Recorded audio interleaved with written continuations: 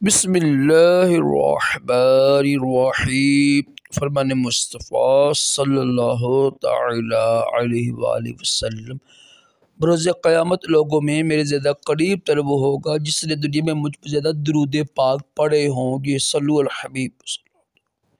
کھانا پینا بیٹھ کر کرنا سنت مبارک رشد تاری نیو روحانی علاج لے کے پیش خدمت ہے۔ ایک وظیفہ لے کر آیا ہوں حمل کے حوالے سے۔ انشاءاللہ اس وظیفے کی برکت سے حمل نہیں گرے گا اور خواتین کی جو اولاد کے مسائل ہیں وہ دور ہو گئے انشاءاللہ۔ یہ حمل کے لیے بہترین ہے۔ جیسے ہی آپ کی رپورٹ مثبت آئے نا، یعنی جس میں ہوتا ہے نا حمل ٹھہر گیا، تو پہلے ہی ماہ صرف ایک بار یہ پڑھنی ہے سورت آپ نے۔ تو ایام میں کسی سے پڑھا لیجیے گا، ورنہ کوئی بھی پڑھ سکتا ہے۔ دم کر کے پانی پینا ہے، یہ آپ نے نا 9 ماہ پانی پینا ہے آپ نے، ڈیلی صرف ایک بار سورت پڑھنی ہے۔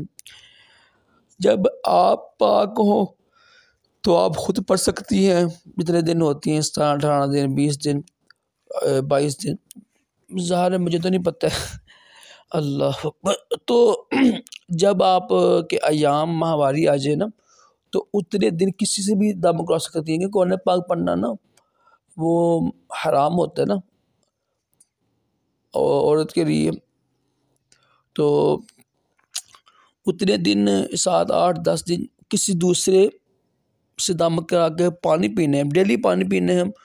اور سورۃ رعد ہے نا، سورۃ رعد کی آیت نمبر 8 پڑھنی ہے۔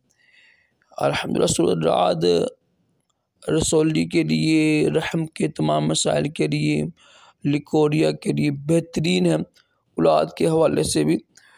تو سورۃ رعد کی آیت نمبر 8 کو صرف ایک بار پڑھنا ہے آپ نے روزانہ، کسی بھی وقت پڑھ سکتی ہے، کوئی پابندی نہیں۔ اول آخر درشی پڑھ لیجیے گا، اور جس دن ایام ہوں تو کوئی دوسرا دم کر سکتا ہے، امی بھائی، بس صحیح تلفظ صحیح ہوں، ٹھیک ہے، صحیح قرآن پاک پڑھنا آتا ہو، یہ شرط ہے۔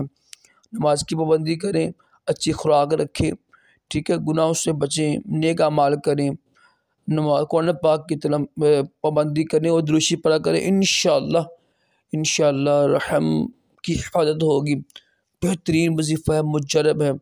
اللہ پاک ہم سب کو بھی نیک اولاد بغیر کسی آزمائش کے عطا کرے۔ صلو علی الحبیب۔